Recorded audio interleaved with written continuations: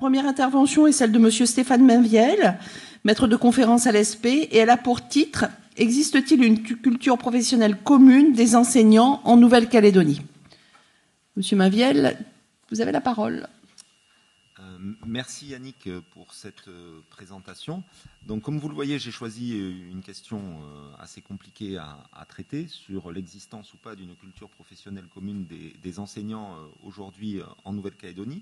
Bon, ce que nous ont montré, grosso modo, les présentations qui ont précédé, c'est que la notion de culture commune est pour l'essentiel arrivée en Nouvelle-Calédonie par le biais des réformes successives de la formation des enseignants menées au niveau national. Il s'agit d'affirmer une professionnalité partagée par l'ensemble des enseignants, notamment, même si on a vu que tout à l'heure ça pouvait être un objet de débat, notamment par le biais de compétences communes à l'ensemble des enseignants. Je crois qu'on peut tous être d'accord sur le fait que le développement de cette culture commune bute sur des problèmes liés à des héritages anciens, des habitudes tenaces. Et en Nouvelle-Calédonie comme ailleurs, construire une culture commune relève donc encore aujourd'hui, je pense, pour l'essentiel d'un défi. Et ce sur quoi j'aimerais réfléchir aujourd'hui, c'est sur le fait de savoir en quoi, en Nouvelle-Calédonie, l'affirmation d'une culture commune des enseignants bute sur des contraintes spécifiques à cette collectivité. Et donc, j'aborderai cette question en deux temps principaux, en commençant donc une première partie sur le fait que pour pouvoir affirmer une culture commune des enseignants en Nouvelle-Calédonie, il faut d'abord être capable de faire ce que j'ai appelé ici table rase du passé. En effet, notamment durant la période coloniale, le monde enseignant a été fortement compartimenté, notamment en fonction des publics qu'il devait former. Et donc, à l'époque de l'école coloniale, on peut dire que l'incapacité à définir une culture commune des enseignants était pratiquement intrinsèquement liée à l'organisation de l'école en Nouvelle-Calédonie. En effet, le temps de l'école coloniale, c'est le temps où il existait des enseignants différents pour chaque catégorie de la société calédonienne. Il y avait donc une distinction entre des enseignants qui n'avaient pas les mêmes objectifs, la même formation, les mêmes approches. Donc, globalement, on peut catégoriser ces enseignants en trois catégories principales. Les missionnaires, qui ont d'abord cherché à convertir les âmes et aussi à apporter des rudiments d'instruction aux Kanaks. Les moniteurs indigènes qui ont exercé, notamment après 1885, dans les écoles publiques destinées aux Kanaks. Et enfin, des enseignants d'origine européenne recrutés localement ou venus de France. Donc il existait une forte compartimentation entre d'un côté les enseignants pour les Kanaks et les enseignants pour les autres. Mais parmi la communauté des colons, il pouvait aussi exister de très fortes divergences dans la manière de concevoir l'enseignement et l'éducation. On peut par exemple évoquer la scolarisation de certains enfants de bagnards qui allaient dans les écoles de l'administration pénitentiaire mises en place dans la deuxième moitié du XIXe siècle, comme par exemple l'école de Néméara ou l'école de Fongwari, la première pour les garçons, la deuxième pour les filles. Et dans ces établissements, les enseignants avaient des objectifs très précis, dispenser un savoir immédiatement utile, et surtout éduquer les descendants de bagnards pour en faire de meilleures personnes que leurs parents. Donc cette compartimentation, elle prend des formes très diverses. Et je voudrais surtout insister aujourd'hui sur le cas particulier des moniteurs Kanaks qui ont été notamment très bien étudiés par Marie Salahin. Ces moniteurs Kanaks, ils ont symbolisé pendant longtemps la reproduction dans la formation des enseignants des inégalités, des injustices propres à la situation coloniale. Donc ces moniteurs Kanaks, ils se multiplient notamment après la création des écoles indigènes à partir de 1885 et puis très vite s'impose l'idée que ces moniteurs Kanaks, il faut les former, il faut leur donner une formation et cette formation, elle est notamment dispensée à partir de 1913 dans l'école des moniteurs indigènes située à Montravel. Dans cette école, les moniteurs indigènes reçoivent une formation de 4 puis de 5 ans. Et cette école de Montravel, elle a continué à fonctionner jusqu'au début des années 1950, avant que les moniteurs soient ensuite formés à Nouville. Alors, dans ce contexte-là, en quoi la situation des moniteurs Kanaks reflète-t-elle une volonté de ségrégation parmi les enseignants à l'époque coloniale ? Il faut d'abord insister sur le fait que ces moniteurs Kanaks recevaient une formation au rabais. Ils étaient recrutés pour intégrer l'école avec un niveau élémentaire, au niveau CE2. Ils étaient assez âgés pour pouvoir vivre en internat à Nouméa et pas trop vieux pour rester malléables et pour pouvoir subir la formation qui leur était destinée. Et puis en fait, au moment où ils sortaient de l'école de Montravel, ils avaient un niveau de formation extrêmement rudimentaire puisqu'ils sortaient avec un niveau de cours moyen et sans la possibilité de passer le certificat d'études puisqu'ils n'étaient pas citoyens. La volonté de ségrégation qui touchait ces enseignants, elle était aussi très liée à la mission qu'on leur confiait une fois qu'ils avaient fini leur formation. Ils étaient avant tout destinés à servir l'ordre colonial. Ils étaient des agents de la mission civilisatrice, des médiateurs entre l'autorité coloniale et les indigènes. Et le niveau d'instruction qu'ils étaient amenés à donner aux jeunes Kanaks dans les tribus était un niveau extrêmement élémentaire. Il fallait certes qu'ils apportent la civilisation, mais sans l'apporter trop, parce que le danger permanent était bien évidemment qu'avec l'accès à la connaissance, les Kanaks puissent remettre en cause l'ordre qu'ils subissaient. Enfin, ces moniteurs Kanaks, ils étaient maintenus dans un statut inférieur, il n'y avait pas de contact, de relation avec les instituteurs européens, en tout cas pas de manière institutionnelle. Le diplôme de l'école de Montravel était le seul diplôme qui était requis pour enseigner dans les écoles indigènes, contrairement aux écoles de colons. Et puis bien évidemment, la ségrégation, elle passait aussi par le salaire, puisqu'un enseignant kanak de fin de carrière touchait moins d'argent qu'un enseignant européen débutant. Alors après 1946, cette situation de très forte ségrégation parmi le monde enseignant en Nouvelle-Calédonie a commencé à s'estomper, mais en réalité de manière très très lente et très inégale, puisqu'on peut dire que dans la deuxième moitié du XXe siècle, il a continué à exister des clivages importants et une absence d'identité professionnelle commune parmi les enseignants en Nouvelle-Calédonie. Alors le principal moment que l'on peut peut-être identifier comme une tentative de faire converger des cultures professionnelles enseignantes, c'est au temps de la première autonomie, quand est apparue une volonté à la fois d'avoir en Nouvelle-Calédonie des enseignants mieux formés et plus en phase avec leur contexte d'exercice. Donc on doit peut-être notamment cette action à l'intervention du ministre de l'Éducation du gouvernement local à partir de 1957, Jean Le Borgne, qui porte le numéro 7 sur la photographie que vous avez sur la diapositive. Jean Le Borgne, qui un certain nombre d'années après son passage au gouvernement calédonien, a écrit un livre, La confiance trahie, dans laquelle il revient notamment sur son expérience en tant que ministre de l'Éducation du gouvernement à l'époque de la loi cadre de fer. Donc selon lui, son action a été marquée par une volonté de recruter des enseignants locaux, d'élever le niveau de qualification et de faire converger l'enseignement dispensé à tous les élèves. Donc dans son livre, il énumère toute une série d'actions qui, selon lui, ont contribué à cette évolution. Par exemple, la mise en place de conseillers pédagogiques pour encadrer aussi bien les moniteurs que les instituteurs débutants, l'ouverture d'un cours normal en 1959 ouvert aux 3 catégories de maîtres, la hausse du niveau de formation des moniteurs Kanak du fait de l'accès dorénavant des Kanaks au diplôme. Vous le savez, c'est à la fin des années 50 et au début des années 60 qu'on a des premiers Kanaks qui obtiennent le PEPC ou le baccalauréat. Et puis enfin, Jean Le Borgne affirme avoir mené une action destinée à mettre l'accent sur le recrutement d'enseignants locaux, notamment dans le primaire, puisque dans le secondaire, les enseignants métropolitains, 75%, restaient largement dominants. Alors malgré ces tentatives de faire converger des cultures professionnelles, dans une certaine mesure, en réalité, dans la deuxième moitié du XXe siècle, le positionnement des enseignants reste encore très dépendant des institutions dont ils dépendent. Et si on regarde attentivement le documentaire de 2014 de Jacques-Olivier Trompas sur le chemin de l'école du destin commun, eh bien on voit très bien que le réalisateur cherche à nous démontrer que, grosso modo, au moins jusqu'aux années 1980, il a existé une plus grande attention en Nouvelle-Calédonie des enseignants du privé à l'égard des spécificités du contexte local par rapport aux enseignants du public. Et donc il aurait existé, de ce point de vue-là, 2 cultures professionnelles assez différentes. Dans le documentaire, on trouve notamment 3 témoignages qui abordent plus spécifiquement cette question. D'abord celle de l'anthropologue Alban Bensa qui nous dit que pendant longtemps l'enseignement public est resté droit dans ses bottes, se contentant de transposer les grands cadres de l'éducation nationale sans volonté d'adaptation au contexte.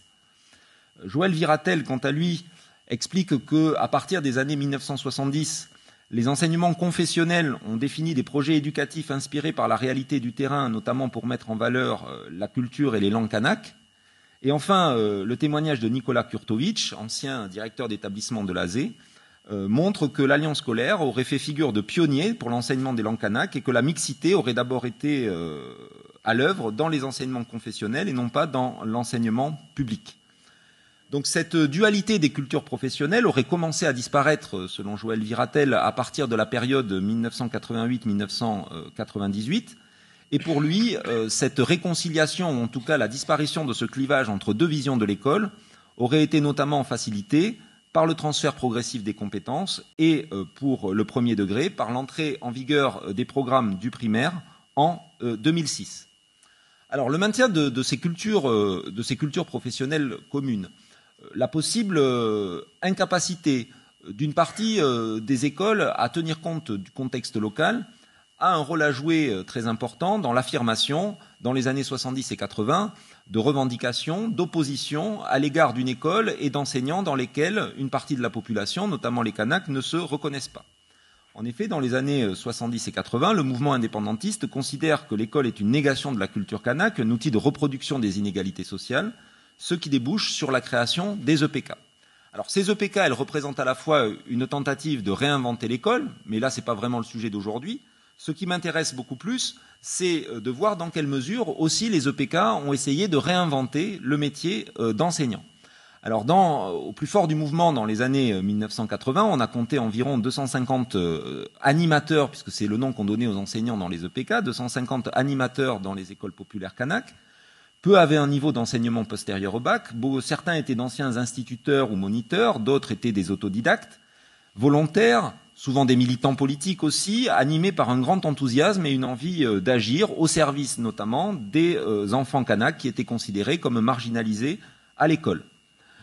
Ces animateurs des EPK, on les a souvent aujourd'hui un peu oubliés, mais quand on regarde un petit peu comment était conçue leur action dans les années 1980, on sera frappé de retrouver des éléments qui pourrait aujourd'hui apparaître d'une très grande modernité par rapport aux réformes actuelles. Si par exemple on prend cette citation de Marie-Adèle Jorédier présentant le plan de travail des EPK, de certaines EPK dans le cadre d'une pédagogie par alternance, voilà ce qu'elle nous dit. C'est un moyen que nous mettons à la disposition des enfants pour construire eux-mêmes leur propre savoir. On leur donne des méthodes de travail et ils font leur plan de travail. On négocie des contrats avec eux. Parents, enfants, animateurs, tous ensemble on définit le savoir que l'enfant doit atteindre.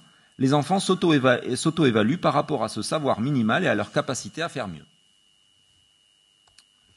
Deuxième temps de ma présentation, après avoir vu comment, finalement, pendant un siècle et demi, rien n'a favorisé l'émergence d'une culture commune des enseignants en Nouvelle-Calédonie, intéressons-nous à la situation actuelle que je caractériserai par l'existence en Nouvelle-Calédonie de cultures professionnelles plurielles, une pluralité qui s'explique notamment du fait d'un contexte spécifique. En effet, malgré les efforts déployés depuis la fin des années 1980, il reste difficile d'affirmer une professionnalité enseignante commune et partagée en Nouvelle-Calédonie. Alors, cette situation actuelle, elle est d'abord marquée, notamment depuis les années 1970, par une augmentation très importante du nombre d'enseignants qui travaillent, qui exercent en Nouvelle-Calédonie. Au début des années 1970, il y avait environ 1400 enseignants en poste en Nouvelle-Calédonie. En 2014, d'après le rapport de la Chambre territoriale des comptes de l'année dernière, si je me souviens bien, on en compte un peu plus de 4700. Je vous ai mis ici les chiffres avec leur répartition entre le public, le privé, le premier degré et le second degré. Donc beaucoup d'enseignants, beaucoup plus d'enseignants pour répondre à la massification, à la démocratisation de l'école. Ces enseignants beaucoup plus nombreux, il est important de bien se rendre compte que ce soit dans le premier degré ou que ce soit dans le second degré, ils restent très marqués par des standards et des modèles métropolitains. Des standards et des modèles métropolitains qui sont transmis aux enseignants en vertu notamment d'une partie de la loi organique de 1999 qui dit que l'État se réserve la compétence de la délivrance des titres pour les enseignants. Il contribue à certifier les enseignants du primaire et du secondaire et à assurer le contrôle pédagogique du secteur secondaire. Deuxième élément sur la situation actuelle, c'est celle qui concerne les enseignants du premier degré. Vous le savez certainement, et je ne vais pas vous l'apprendre, pour le premier degré, il existe une diversité de statuts, une diversité des formations. Cette diversité de statuts, cette diversité de formations a-t-elle aussi pour conséquence une diversité des cultures professionnelles? Depuis une trentaine d'années, la Nouvelle-Calédonie a eu pour l'enseignement du premier degré à faire certains choix. Elle a par exemple décidé de conserver 2 statuts distincts, celui d'instituteur, celui de professeur des écoles, des enseignants qui sont formés au sein de 3 instituts différents, l'IFMNC, l'ENEP et l'ESP. On parlait tout à l'heure du référentiel des compétences. Les enseignants du premier degré aujourd'hui en Nouvelle-Calédonie ne sont pas passés au référentiel 2013, mais sont toujours régis par le référentiel des 10 compétences professionnelles de 2010. La plus grande spécificité ici, c'est bien sûr le recrutement d'instituteurs par le biais de 2 concours ouverts aux bacheliers, un maintien qui s'explique essentiellement à l'époque par la volonté de favoriser le recrutement de Calédoniens et aussi, incidemment, de favoriser le recrutement d'enseignants kanaks. Donc 3 instituts de formation. Donc les instituts des instituteurs des écoles publiques sont formés par l'IFMNC. L'IFMNC qui est d'abord né sous une première version en 1990, l'ITFM, puis qui est devenu l'IFMNC après le transfert du premier degré en 2000. L'IFMNC permet à des enseignants d'obtenir le grade d'instituteur de catégorie B délivré par un jury présidé par l'État. Et les instituteurs ont ensuite la possibilité de devenir des professeurs des écoles, notamment par concours. À l'ENEP, les choses sont un petit peu différentes, puisque les maîtres du privé, eux, ont, comme à l'IFMNC, une formation en 3 ans. Ils deviennent donc des maîtres, donc l'équivalent des instituteurs du public, mais à la différence du public, les maîtres du privé n'ont pas la possibilité d'évoluer ensuite dans leur carrière vers le statut de professeur des écoles. Enfin, les professeurs des écoles sont une création récente en Nouvelle-Calédonie, puisque le statut de professeur des écoles date seulement du début des années 2000, donc avec une dizaine d'années de décalage par rapport à la France, et il a fallu attendre 2006 pour voir naître le statut des PE LCK. Donc depuis l'origine, ces professeurs des écoles sont formés à l'IEFM du Pacifique, qui, depuis l'année dernière, est devenu l'ESP de l'Université de la Nouvelle-Calédonie. Donc au sein de l'ESP, les étudiants PE reçoivent une formation en 2 ans, ils rentrent au niveau licence et ils peuvent devenir, à l'issue de leur formation, des professeurs des écoles de catégorie A. Donc plusieurs instituts, plusieurs statuts, est-ce un obstacle à la culture commune? Dans une certaine mesure, on peut dire que des dispositifs sont prévus pour essayer de rapprocher les différents types de formation, notamment par des liens qui existent entre les instituts de formation. Entre l'IFMNC et l'ENEP, il y a des modules ou des moments de formation qui sont en commun. Et puis il existe aussi des liens entre l'IFMNC, l'ENEP et l'UNC, puisque l'université délivre depuis 2011 une licence pluridisciplinaire métier de l'enseignement aux étudiants de l'IFMNC et de l'ENEP. Malgré ces dispositifs, je pense qu'aujourd'hui, la persistance de statuts et d'écoles de formation différentes représente un handicap pour l'affirmation d'une culture commune des enseignants et notamment des enseignants du premier degré. D'abord parce qu'il n'y a pas de formation commune entre les PE et les instituteurs en formation initiale au moment où se posent les fondements de la culture commune, et je pense que ça pose véritablement un problème. Un autre problème, c'est aussi l'idée qu'on puisse avoir en Nouvelle-Calédonie des maîtres ayant 2 statuts différents et donc aussi 2 salaires différents pour exercer un métier qui est le même. Et ça, quand même, je trouve que c'est choquant, même s'il y a de très bonnes raisons pour expliquer qu'on est encore aujourd'hui en Nouvelle-Calédonie des instituteurs. Et puis aussi, le problème que ça pose, c'est est-ce que le statut d'instituteur permet encore aujourd'hui au public qu'il vise d'accéder au métier d'enseignant?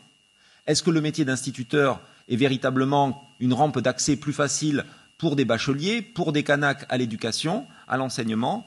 Certainement qu'à l'ENEP, oui. En revanche, à l'IFMNC, c'est certainement moins visible aujourd'hui. Alors, ces obstacles qui se dressent pour affirmer une culture commune des enseignants du premier degré, ils sont cependant atténués par des dispositifs qui peuvent permettre de susciter cette culture commune après le début de la carrière professionnelle. Notamment, je pense que dans le premier degré, on a un accompagnement plus important que dans le second degré au moment de l'entrée dans le métier, lors des premières années. Et puis, il existe aussi, bien évidemment, des opérations de formation continue qui peuvent permettre aux instituteurs et aux PE de se retrouver et de développer une culture commune malgré leur formation et leur statut différents. Venons-en maintenant au cas des enseignants du second degré.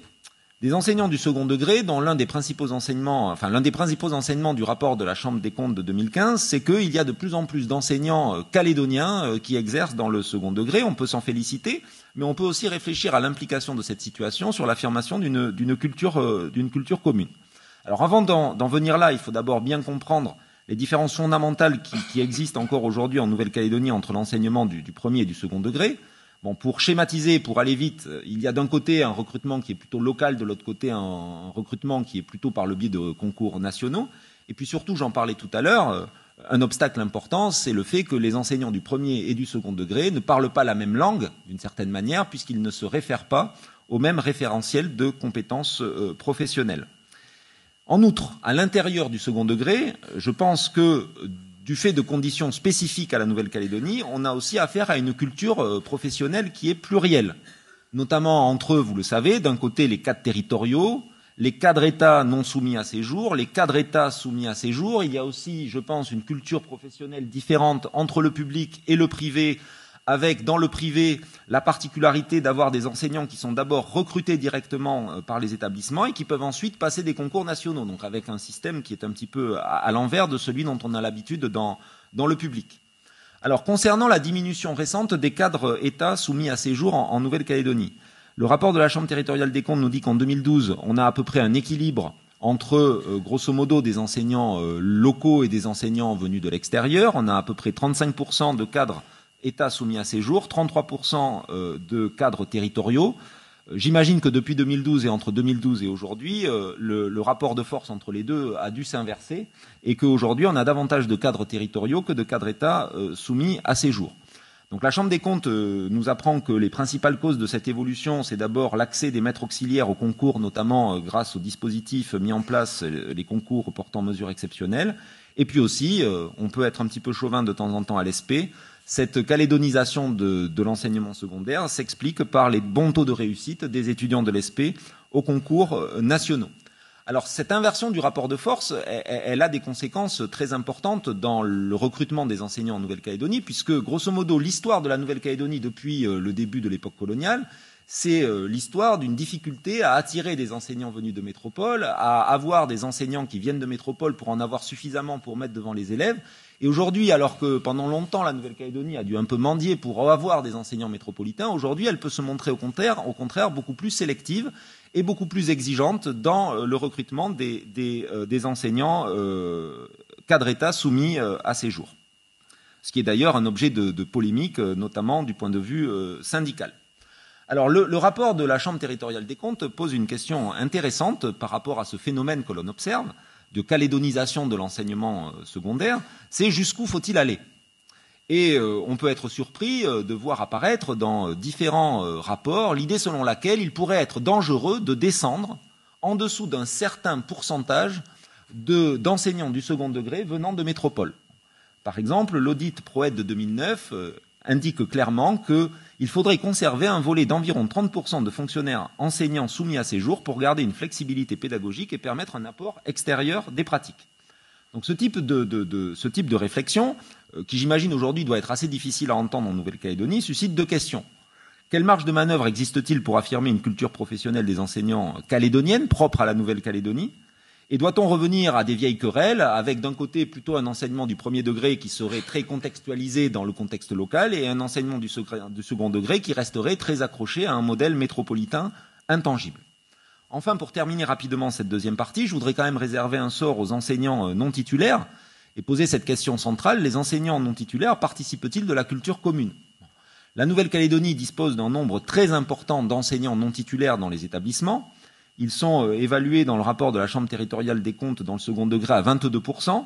Ils sont beaucoup plus nombreux dans le privé, 34%, que dans le public, 17%. Et puis surtout, ils sont très inégalement répartis sur le territoire calédonien, puisque pour le second degré public, si seulement 12% des enseignants sont des maîtres auxiliaires en province sud, on atteint un pourcentage de 36% en province des îles. Donc les non-titulaires sont-ils des enseignants sans culture commune? C'est une question qu'on peut se poser. En effet, quand on regarde leur parcours, on se rend compte que beaucoup, certes de moins en moins aujourd'hui, mais beaucoup quand même, sont rentrés dans le métier sans aucune formation professionnelle. On peut aussi pointer du doigt l'accompagnement aléatoire dont ils bénéficient lors de leur entrée dans le métier. Et donc pour eux, le seul moyen d'acquérir une culture professionnelle commune, ou en tout cas une culture professionnelle tout court, c'est uniquement par le contact du terrain et notamment par le contact avec les collègues. Alors au terme de cette présentation, en guise de conclusion, a-t-on besoin aujourd'hui en Nouvelle-Calédonie de renforcer et de promouvoir la culture commune des enseignants? À cette question, ma réponse, elle est forcément oui, mais pas forcément pour les raisons qu'on peut s'imaginer. Je commençais mon intervention en disant que la notion de culture commune, elle est pour l'essentiel arrivée en Nouvelle-Calédonie depuis la France métropolitaine. Et si on a aujourd'hui besoin en Nouvelle-Calédonie de cette notion de culture commune, c'est pas pour faire comme en France, c'est pas pour reproduire le modèle métropolitain, mais c'est surtout pour s'aligner sur un mouvement général qui concerne l'ensemble des pays développés qui, depuis les années 2000, développent une culture commune, notamment autour de référentiels de compétences des enseignants. Ce mouvement général est la conséquence d'une évolution du métier d'enseignant qui se complexifie et doit permettre de gérer la diversité des élèves et l'impératif de la réussite pour tous. Alors, je vous ai mis ici, dans la conclusion, quelques exemples de ces référentiels de compétences fondements de la culture commune qui ont pu être mis en place dans d'autres pays que la France. Par exemple, ici au Québec, en 2001, où vous avez un référentiel de compétences articulé autour de 12 compétences professionnelles des enseignants divisées en 4 sections, les fondements, l'acte d'enseigner, le contexte social et scolaire, l'identité professionnelle. Et puis, plus proche de nous, je vous ai mis ici des référentiels de compétences qui contribuent à ce que les anglo-saxons appellent la professional identity des enseignants, qui concernent sur la partie de gauche les enseignants australiens, sur la partie de droite les enseignants néo-zélandais. Bon. En réalité, ces deux référentiels de compétences, en Australie et en Nouvelle-Zélande, ils sont pratiquement équivalents. Je soupçonne les néo-zélandais d'avoir copié les Australiens. Non, parce que du point de vue chronologique, ce serait plutôt c'est les néo-zélandais qui sont arrivés après. Alors, après avoir donc souligné cette importance que l'on doit aujourd'hui attacher à la culture commune, quelles pistes pour la renforcer et la promouvoir en Nouvelle-Calédonie? Alors, j'ai fait un petit inventaire à l'après-vert. Vous allez voir que ce sont des choses dont on parle souvent et que j'ai essayé de regrouper sans prétendre à l'exhaustivité. Faire converger les formations des enseignants et développer la formation interdegré en formation initiale et continue. Encourager les formes de collaboration et de coopération entre enseignants. Renforcer la connaissance des contextes d'exercice locaux, y compris chez les enseignants d'origine calédonienne. Développer l'accompagnement lors de l'entrée dans le métier, notamment pour les néo-titulaires du second degré qui, de mon point de vue, sont beaucoup moins accompagnés que ceux du premier degré. Faire converger les référentiels de compétences des enseignants du premier et du second degré. Faciliter l'intégration des instituteurs dans le corps du professeur des écoles et poser la question du statut des enseignants du privé qui, aujourd'hui, je le disais, ne peuvent pas être professeurs des écoles. Mettre en œuvre un recrutement au niveau master pour les PE. Accompagner davantage les enseignants non titulaires dans leur parcours de formation et dans l'accès au concours. Et enfin, c'est une question dont je n'ai pas abordé mais qui est quand même fondamentale quand à un moment donné on met le mot culture quelque part en Nouvelle-Calédonie, faire en sorte que le corps enseignant soit davantage le reflet de la diversité culturelle de la société calédonienne et dans ce cadre-là, notamment s'intéresser tout particulièrement au cas notamment des enseignants en langue kanak qui par exemple dans le second degré n'ont pas la possibilité d'accéder à un statut identique à ceux des autres enseignants. Merci beaucoup.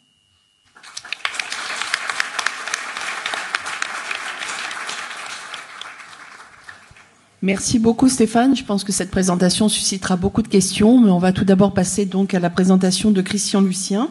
Christian va vous parler donc, Christian est directeur, comme vous le savez, du Centre de documentation pédagogique, et sa présentation porte sur quels enseignants pour quelle réussite.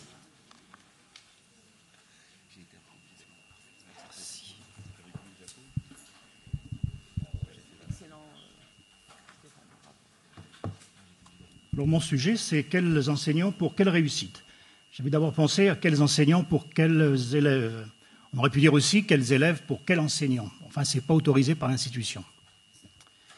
Pas celle-ci, et de manière générale dans le système éducatif. Être enseignant, c'est être un artiste.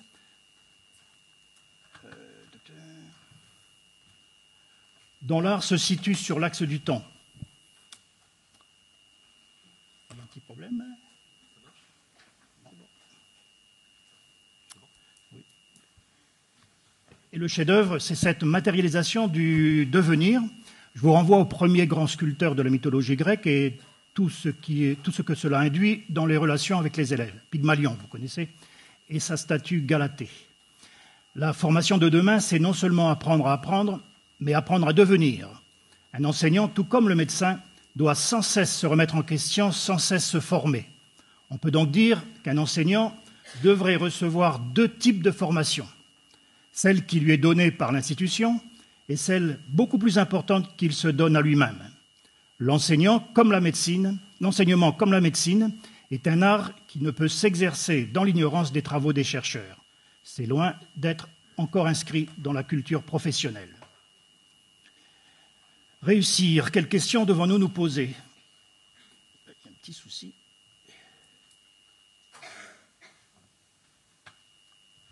Ça ne défile pas? Ah si, flèche du bas, d'accord. Quelle définition donner à ce verbe si employé sa vie durant? Pourquoi? En un seul mot. Comment? Avec qui? Quand? À partir de quand? Etc. Nous aurions encore beaucoup de questions à poser. C'est une notion sans début, sans fin, qui se conjugue au passé, au présent ou au futur. C'est la nécessité pour tout enseignant de sans cesse créer des liens entre ces 3 dimensions du temps. Par contre, j'ai un souci parce que je n'ai pas la même chose qu'en haut.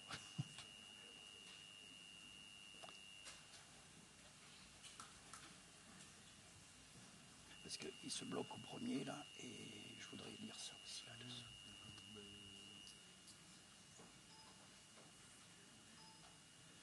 Si je clique sur la diapo, là, peut-être. Cliquez ici. D'accord. Donc je clique sur la diapo du bas. Non. Ah, pas ça. D'accord.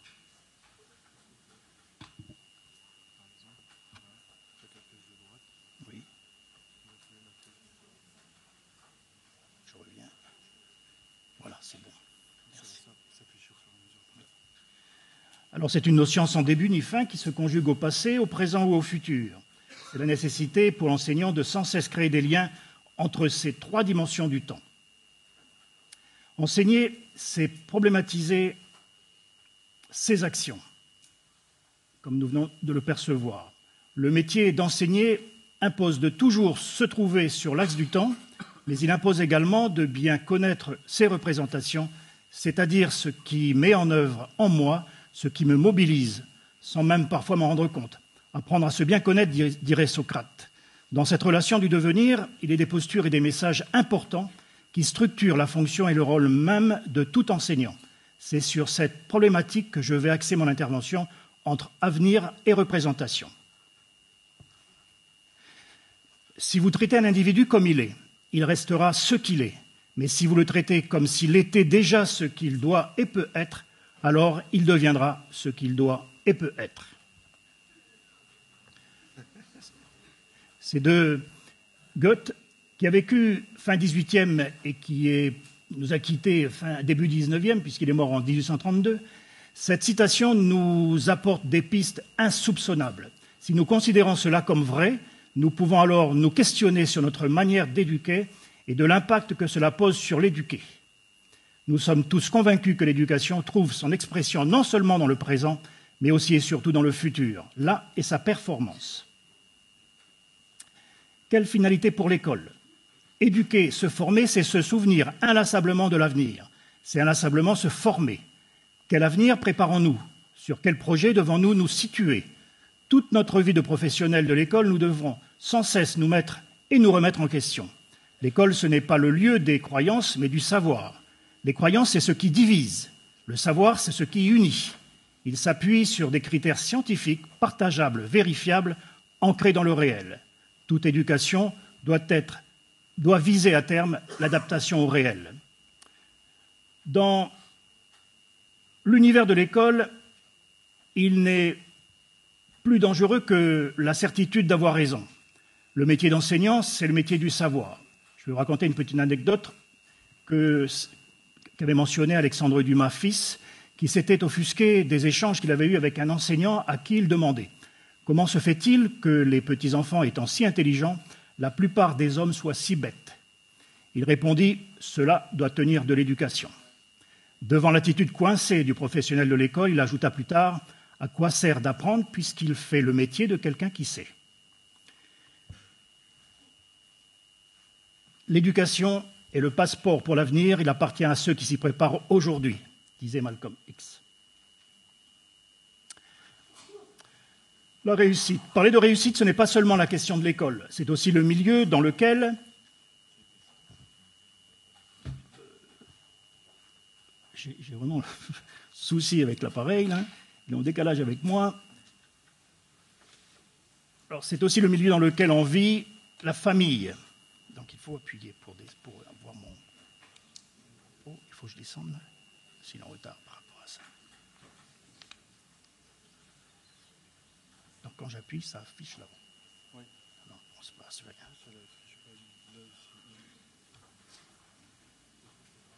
Oui, parce que je vais... Merci. Excusez-moi. Hein. Donc, c'est le milieu dans lequel vit la famille.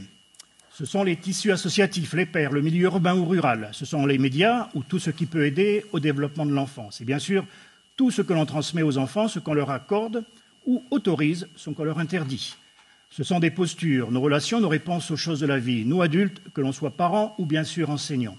L'école n'est pas la seule responsable de nos échecs des enfants à l'école. Mais l'on sait combien, au fil des décennies, combien l'école a du mal à planir les différences. Tous les enfants ont besoin d'être éduqués parce qu'ils ne sont pas achevés. Contrairement à l'abeille, où la hiérarchie, l'organisation sociale sont inscrites dans ses gènes, ce n'est pas le cas pour l'enfant. L'animal, très vite, quand il vient au monde, réagit et grâce à son équipement instinctuel, il s'adapte. L'enfant, lui, a besoin de s'inscrire dans le temps. Enseigner, c'est faire devenir. Chez l'homme, ce n'est pas un patrimoine biologique que se fixent les progrès de l'espèce, mais, et c'est là une différence capitale avec les animaux, dans un patrimoine social, à partir duquel chaque individu, qui n'est au départ qu'un candidat à l'humanité, fait l'essentiel de son apprentissage d'homme. La réussite, c'est un long parcours. Réussir, c'est une question de temps. Il n'y a pas de réussite facile ni d'échec définitif, disait Proust. C'est un effort permanent qui s'apprécie à l'aune de ses attentes. Dans la réussite, il n'est pas question de talent, mais de courage et de travail. Réussir, c'est faire l'expérience de la réalité où le goutte à goutte de la vie tresse, mais aussi détresse à chaque seconde notre expérience de l'épreuve. Réussir, ce n'est pas seulement dans les murs de l'école, ce n'est pas la réussite du ici et du maintenant. Certes, c'est bien sûr ça que s'exerce le métier d'enseignant, mais le projet éducatif, c'est bien la réussite pour un après et pour un ailleurs, tous deux inconnus d'ailleurs. C'est tout le paradoxe. Le ici et le maintenant, c'est tout l'art de notre éducation, et notamment celle qui se joue dans l'école. Pour réussir à l'école, c'est d'abord une affaire d'apprentissage. Sur cette gravure, il n'est pas question de TBI ou autre TNI, ni même de tablette ou de vidéoprojection. Il est question ici de respect, de rigueur, d'encadrement, de médiation et de guidage de tutelle. Observez bien la photo, la gravure. Trop souvent, on confond outil et réussite, retenant qu'il n'y a aucune corrélation entre ces deux éléments. L'apprentissage, c'est le cœur d'une situation qui fait énigme pour l'apprenant. Il s'appuie sur un problème extrait de notre environnement. C'est ainsi que la situation problème est au centre de notre enseignement. Ce qu'apprend un enfant dépend non seulement de ce qu'on lui enseigne, mais aussi de la manière dont on lui enseigne, de son niveau de développement, de ses intérêts et de son vécu. Cela signifie que pour faire réussir ses élèves, tout enseignant devra user d'ingrédients les plus divers et de n'en négliger aucun. Alors, pour réussir à l'école, du côté de l'apprenant, un des premiers atouts de la réussite, c'est la santé. Il ne doit pas y avoir de bruit dans le corps de l'apprenant. La santé, comme disent les philosophes ou les médecins, la santé, c'est le silence des organes. Tout élève doit comprendre pourquoi il est là, à l'école. L'enfant est devenu élève et son métier est de comprendre pour réussir. Et comme pour tout métier, il s'agit d'effectuer un travail que l'enseignant devra échelonner du simple au complexe sans jamais aller trop vite, sans jamais dépasser les quantités requises nécessaires à cette compréhension. Tout l'art de l'enseignement, c'est de graduer les efforts et de mesurer les réussites. Il faut que l'enseignant permette à l'apprenant de se dégager un projet. Le projet, c'est la direction, c'est le chemin de l'apprentissage, c'est le but vers lequel je dois tendre. C'est bien l'étymologie de ces deux termes, pédagogie et éducation. Si l'éducation, qui est la matière de la pédagogie, c'est bien de permettre le choix d'un chemin. En latin, c'est educere. C'est aussi la capacité de réaliser son projet. En latin, c'est educare. La pédagogie, c'est cet art qui consiste à placer l'enfant sur un chemin pour faire devenir, en prenant en compte un projet. C'est la pédagogie. Ce paidos est le goji. Ce projet n'est pas toujours bien défini, comprenons bien l'unité, la valeur de la réussite, ce n'est ni la note, ni le bon point. C'est un rapport entre la satisfaction et le projet. C'est cette distance entre réalisation et but. Pour que j'apprenne correctement, il faut bien sûr que je sois motivé. La motivation est un vecteur important dans la réussite. La motivation, c'est ce besoin que j'ai à me nourrir intellectuellement. Il est en lien avec tous les autres composants. Pour cela, je dois me trouver dans un environnement très stimulant. L'estime de soi, on en parle beaucoup, recouvre depuis 40 ans. L'estime de soi recouvre des facteurs psychologiques majeurs. Elle joue un rôle crucial dans notre engagement et nos performances. Mais surtout, les recherches indiquent que cette performance peut varier d'un domaine à l'autre, alors que d'une matière scolaire à l'autre. Tout comme je peux me sentir très à l'aise avec des instruments de musique, mais maladroit sur un terrain de basket. Je peux me sentir très compétent en français, mais peu brillant en mathématiques. L'estime de soi, c'est ce curseur qui se déplace entre image de soi et soi idéal. C'est l'équilibre entre ces deux pôles. Trouver du sens dans ce que je fais. Le sens est un regard distancié sur la relation qui lie un sujet à un objet, un individu à une situation. Trouver du sens à une situation, c'est être capable d'analyser à la fois mon désir de connaître la situation et l'intérêt que je pense trouver dans la réussite. Dans tout contenu, ce n'est pas celui qui est exposé qui informe d'abord l'apprenant, mais ce qu'il sait qui lui permet de donner une signification au contenu qu'il apprend. Parler du sens du travail, des savoirs, des situations et des apprentissages scolaires, c'est esquisser 3 thèses que l'on ne saurait développer ici. Le sens se construit, il n'est pas donné d'avance, il se construit à partir d'une culture, d'un ensemble de valeurs et de représentations. Il se construit en situation, dans une interaction et une relation.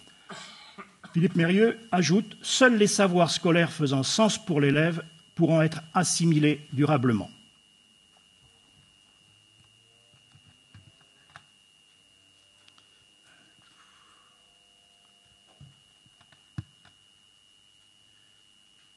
Je ne vois plus rien du coup.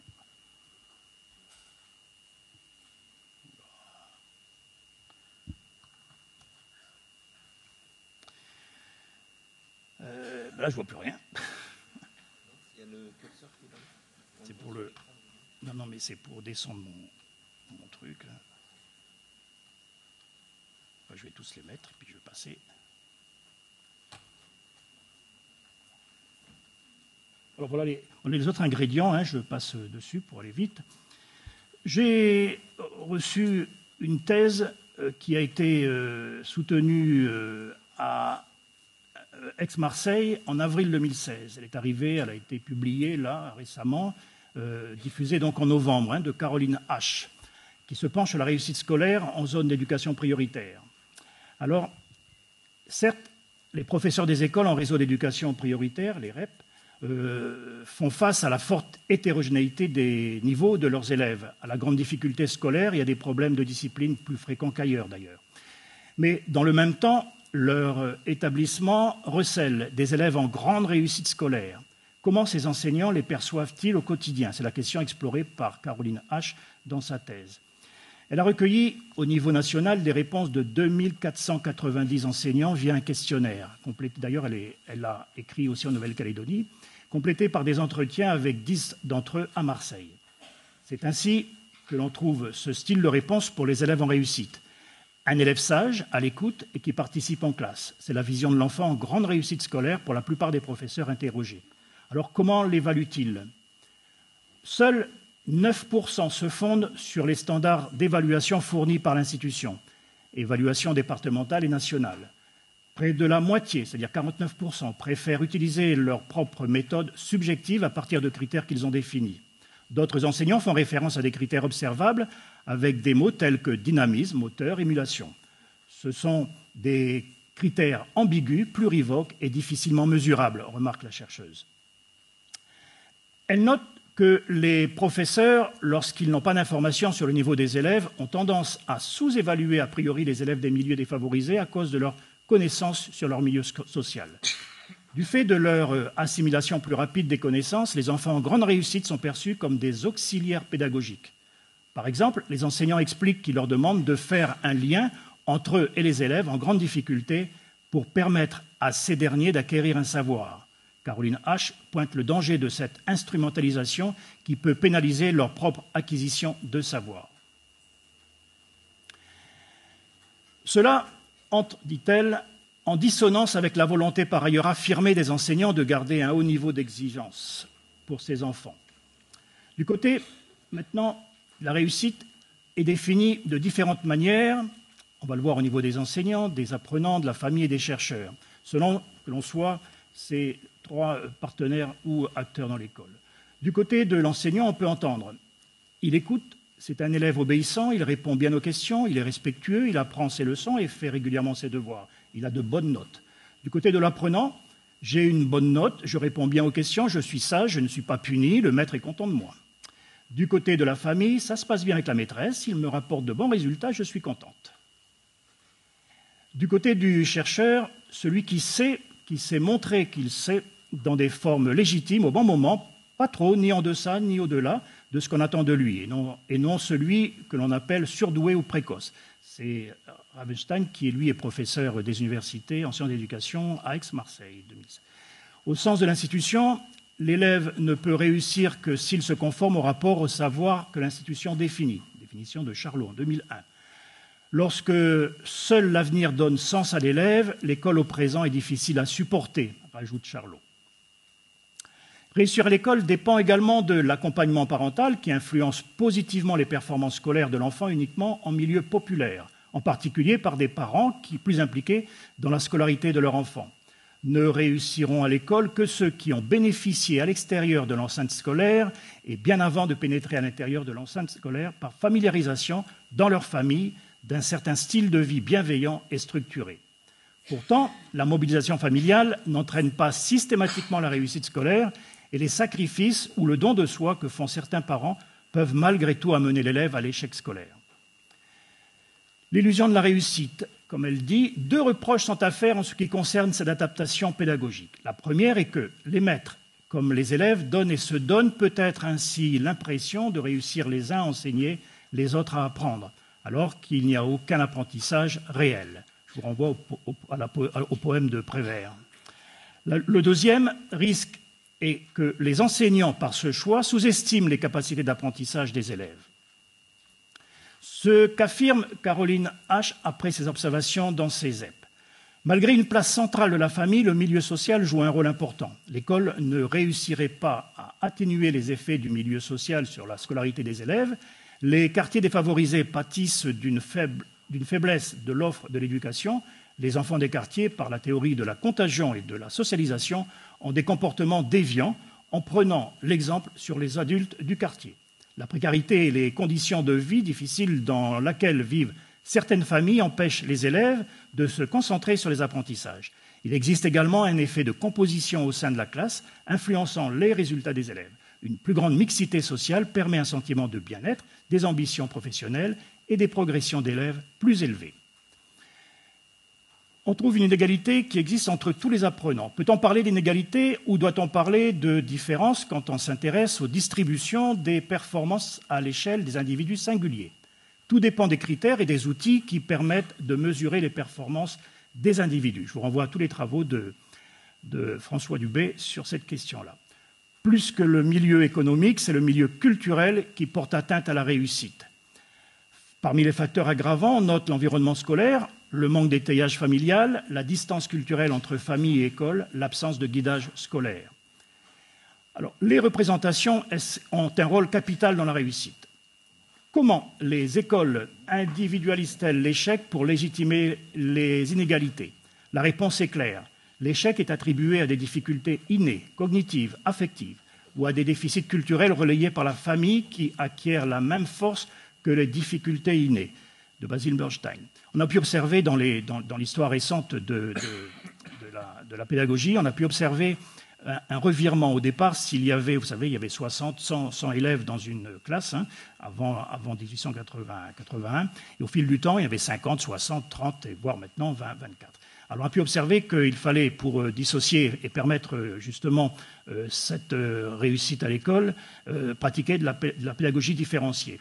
Il y a un rapport qui vient de sortir par l'IFE, c'est-à-dire l'Institut français de l'éducation de Lyon, je crois que c'est Lyon, il évoque que la pédagogie différenciée ne permet pas l'atteinte et la compréhension du savoir. C'est un rapport que je vous conseille de lire, il vient de paraître.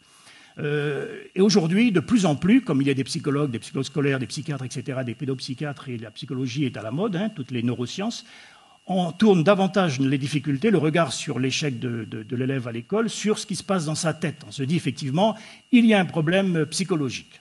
Je reviendrai sur ça plus tard. Donc, c'est le cas de la bicyclette. Prenons l'exemple de l'apprentissage de la bicyclette. Imaginons que ce soit une discipline scolaire. Alors vous pouvez vous rendre compte que si c'est une discipline scolaire, on va avoir toutes les difficultés, parce que comme les enfants n'apprennent pas à pédaler au même moment, à tenir sur une bicyclette au même moment, ça devient un peu plus compliqué. Le fait que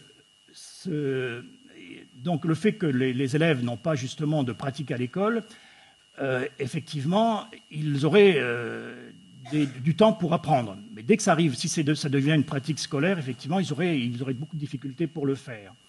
Alors que dans la vie courante, le fait de savoir faire du vélo ne constitue en rien justement un enjeu de classement, de statut, de renommée, de puissance. Il n'y a aucun parent, je peux vous assurer, il n'y a aucun parent, à moins que vous en soyez, vous faites partie de ceux-là, il n'y a aucun parent qui s'inquiète si le gamin, la gamine, se balade avec son tricycle ou ses deux petites roues derrière. Au bout d'un moment, effectivement, le repère va se faire entre l'enfant, lui, et puis ses pairs. Effectivement, s'il y a un plus petit ou un plus grand, il va se mobiliser tout seul et faire en sorte qu'il se dépasse. Mais si ça devient une discipline scolaire, on peut imaginer tous les troubles que cela pose, à la fois pour l'enfant, par les pairs, pour les pairs et pour l'enseignant. Alors, tout ce qui justement relève de la pratique, qu'elle soit précoce ou tardive, ça constitue en rien une difficulté pour l'institution.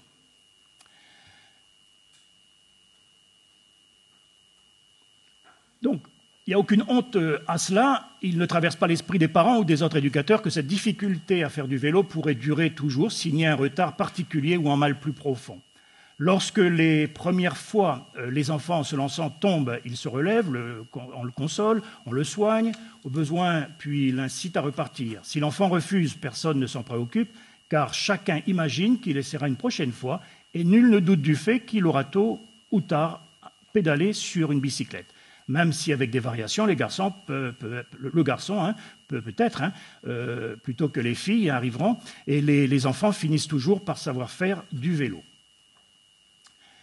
Alors, il vaut mieux comprendre la place que prennent les conceptions de l'apprentissage dans la production et la reproduction de la difficulté scolaire. Il s'agit ici de rendre compte des mécanismes qui déterminent la manière dont les élèves et les enseignants se saisissent des activités scolaires et génèrent pour les uns des sentiments de compétence ou d'incompétence, pour les autres des jugements sur la valeur d'autrui. On peut imaginer, on invente des psychologues scolaires ou d'autres spécialistes de ce genre, si toutefois le vélo était à apprendre en classe, on aurait peut-être pu créer des cyclothérapeutes. Alors, dans un triple objectif, il nous faut d'une part analyser les conceptions naïves de l'apprentissage et de la difficulté cognitive qui opèrent dans les classes. D'autre part, saisir les effets de cette conception sur les activités d'enseignement et de la relation des enseignants aux élèves sur les performances scolaires et la relation que les élèves construisent à l'école. Enfin, rendre compte de la genèse de ces conceptions et de leur diffusion dans les classes. Les difficultés cognitives, pourtant nécessaires aux apprentissages, sont transformées en un problème. Comment les élèves et les enseignants développent dès la petite section de maternelle des interprétations qui naturalisent et personnalisent les échecs ou les réussites, et comment celles-ci viennent altérer les apprentissages des élèves et la revendication de la réussite pour tous. C'est un livre qui vient de paraître de deux journalistes qui sont très spécialisés dans l'éducation. Le titre, c'est « L'école des incapables ». C'est un point d'interrogation, ça se passe dès la maternelle. Et on voit comment, jusqu'à l'université, on arrive à faire échouer des élèves qui pourraient, si on les prenait de manière individuelle, réussir. Alors, quelle performance pour l'enseignant? Le niveau de performance de l'enseignant, pour peu qu'il prenne garde à l'image qu'il donne aux élèves, futurs citoyens adultes et responsables, C'est surtout question de relations humaines, de respect mutuel, de capacité à instaurer un climat propice aux apprentissages et à user de méthodes d'enseignement adaptées. C'est cette complexité, cet équilibre entre culture à transmettre, méthode à enseigner et à faire apprendre, et relations propices à instaurer, qui est parfois difficile à appréhender parce qu'il y a de l'irrationnel dans cette relation, l'irrationnel pourtant déterminant. Du coup, comment rationaliser ce qui vient d'être évoqué? Pourquoi le faire? La réponse est, de mon point de vue, à la croisée des chemins entre l'employeur, auquel l'agent a logiquement des comptes à rendre, et l'élève et ses parents, principaux intéressés par le niveau de performance de l'enseignant.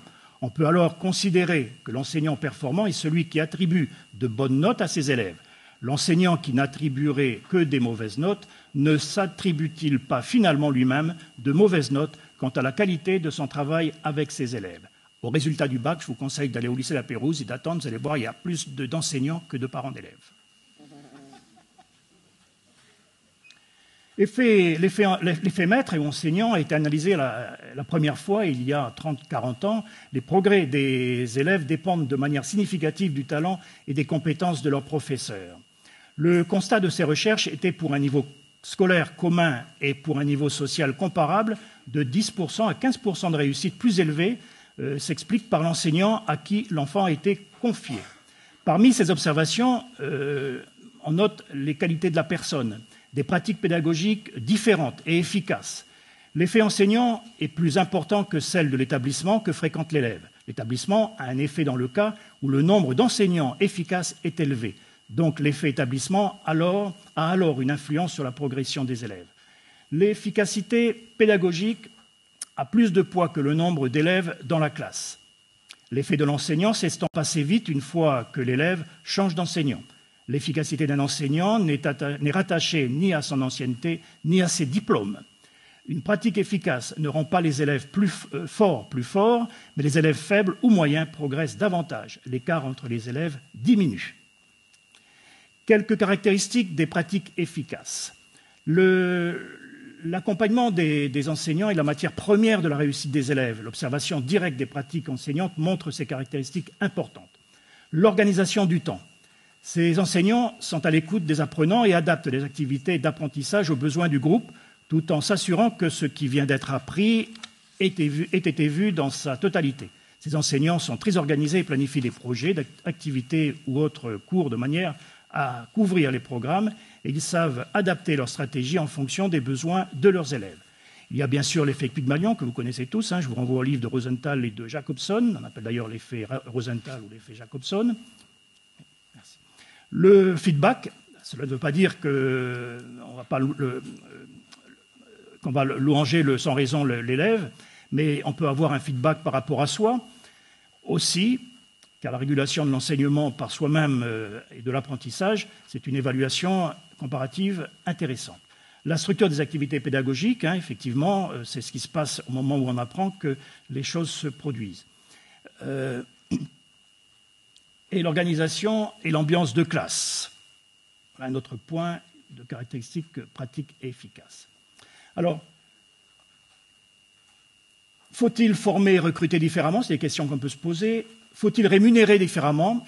Je peux dire qu'aux États-Unis, ils ont fait cette expérience à l'arrivée d'Obama. Ça a duré 3 ans. Donc, il y avait une carte des États-Unis. Il fallait n'importe quel parent ou n'importe quel élu pouvait cliquer sur la carte et voir la performance de l'école, parce que c'était, vous savez comment ils font des votes même électroniques. Ils ont la possibilité de voir les performances des élèves ou de cette école, comme c'est semi-privé, la possibilité de voir les résultats des enseignants de l'école. Et là, il était donné des subventions plus importantes quant à la réussite des élèves. Et on a vu qu'il n'y avait aucun effet sur les enseignants.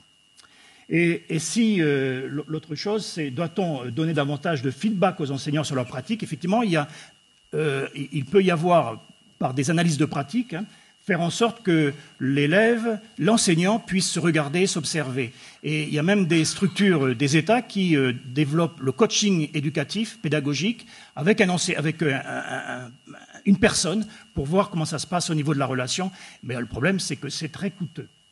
Et l'autre question qu'on peut se poser, si l'enseignant avait dans sa classe l'enfant de son meilleur ami, on pense certainement que les résultats seraient meilleurs. Le constat de l'OCDE, un rapport de l'OCDE de 2006, révèle que pour un total de 7 500 heures de cours suivis par les élèves entre 7 et 14 ans, pour une moyenne de 6 000 en Europe, la France est la championne du redoublement. Ni le redoublement, ni le nombre d'heures de cours ne semblent donc être le gage de la réussite scolaire. Il semble donc qu'une réflexion de fond soit nécessaire, d'autant qu'un raccourci pourrait être aisément établi. Si les élèves ne réussissent pas, c'est qu'ils ne sont pas performants. Par conséquent, leurs enseignants ne le sont pas non plus. Or, le problème mérite bien entendu d'être posé de manière plus fine. Comment évaluer la performance des enseignants en fonction de la seule réussite de leurs élèves, en fonction des dispositifs pédagogiques qu'ils se révèlent être capables de mettre en œuvre? C'est aux inspecteurs que revient la mission d'évaluer ce niveau de performance. Résultat qui est arrivé hier soir, enfin cette nuit, j'ai pu récupérer, c'est le résultat des TIMSS. C'est-à-dire c'est des évaluations internationales en mathématiques et en sciences, sur les études de mathématiques et les sciences. Alors, vous pouvez voir ici, les élèves français de CM1 sont les plus mauvais européens en mathématiques. L'étude, vous allez sur le site du ministère, vous avez les notes d'information, ça a été produit cette nuit. Les études internationales donc mesurent les performances en mathématiques et en sciences des élèves qui ont déjà fait 4 années de scolarité obligatoire. Le score de 488 points en mathématiques et de 487 en sciences, alors que les moyennes européennes sont à 527 et 525. Et là, je peux vous dire que même la Nouvelle-Zélande est avant la France, même si elle copie les choses. Donc, là, je vous laisse encore les résultats, vous regardez, hein, je vous conseille d'aller voir, de lire, c'est très intéressant. Alors, la réussite à l'école, ça dépend aussi du plaisir d'apprendre. Faire du désir, disait Mérieux, avec du savoir et du savoir avec du désir. D'ailleurs, la racine, l'étymologie du mot savoir, c'est la saveur. En latin, c'est sapore. Sapore, la saveur, c'est la sensorialité, la sensualité. Et donc, on dit le plaisir de lire, le plaisir d'apprendre, etc. Effectivement, ça relève de l'ordre d'un besoin épistémophilique, hein, comme on le dit en psychanalyse, hein, à savoir que c'est cette pulsion qui va aller vers, pour apprendre. Et tous les enfants, comme tout humain, puisqu'il est condamné quelque part à chercher, à apprendre, à se dépasser, est doté de cette, entre guillemets, pulsion. Je sais que c'est un mot qu'on n'aime pas du tout en éducation, mais en tous les cas de ce besoin. Je vais terminer. Les incertitudes sur le passé empêchent l'individu de se situer dans un avenir. Il ne vit que dans le présent, source donc d'incertitude, d'impossibilité de projection, et donc il reste enfermé dans sa situation d'échec. N'étant de nulle part et de personne, il est donc à la fois de partout, tout puissant et inexistant à la fois. Je vais passer ça. C'est l'évolution des métiers nouveaux. C'est l'histoire, on en a parlé déjà. Alors, instituteur, ça vient de institution, dont la racine, c'est star, qui veut dire élever, monter. Et c'est pour ça qu'à la Troisième République, hein, après la Révolution, puisque c'est un métier qui date de 1792, il a été officialisé, hein, ce métier d'instituteur, les élus enfin, de la Révolution ont maintenu le mot instituteur, hein, qui a perduré jusqu'au début des années 2000 et qui perdure ici encore.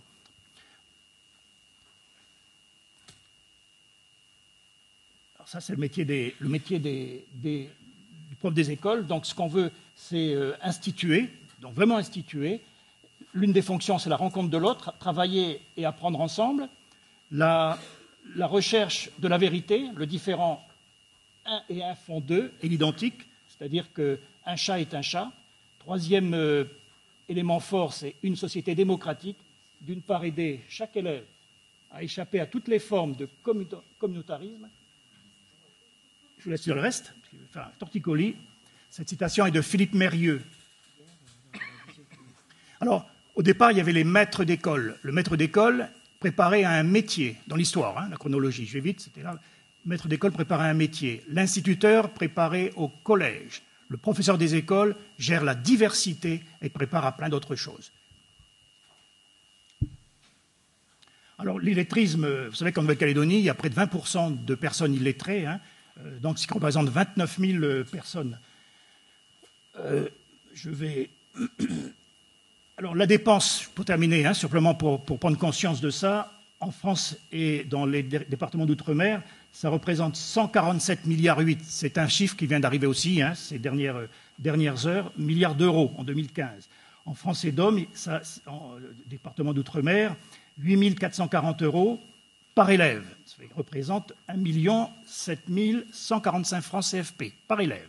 En Nouvelle-Calédonie, le DIE, la dépense intérieure d'éducation, 98 milliards 990 000 francs CFP. Par élève, 300 000 francs donnons-nous, qu'on donne par nos impôts, pour faire en sorte que chaque élève puisse aller à l'école. En Nouvelle-Calédonie, vous avez par élève, le coût est de 1 223 000 francs CFP, un peu plus que la métropole. Au premier degré, on donne 29 millions, presque 30 millions. Au second degré, on donne plus de 54 millions. Dans le supérieur, 5 millions. Et la formation extraordinaire, c'est 9 millions, pardon. 3 zéros en plus, 9 millions. Je passe ceci. Je vous renvoie à Saint-Exupéry, dans son livre « Citadelle ». Il écrit, c'est ce que disait ce matin M. Ringard-Flamand, « Chaque sentinelle est responsable de tout l'empire. Si l'école est un univers, chaque enseignant est responsable de l'école et de la réussite de l'élève. Quand on va à l'école et quand on rentre en section, le premier degré, le premier niveau, la section des petits, il faut se dire qu'on est responsable de lui jusqu'à 20 ans. Donc, ce qu'on doit donner là, c'est ce germe, c'est cette fonction.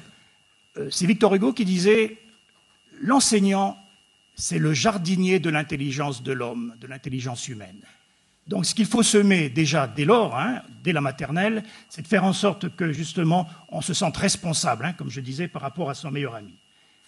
Dans une avalanche, aucun flocon ne se sent responsable. Merci.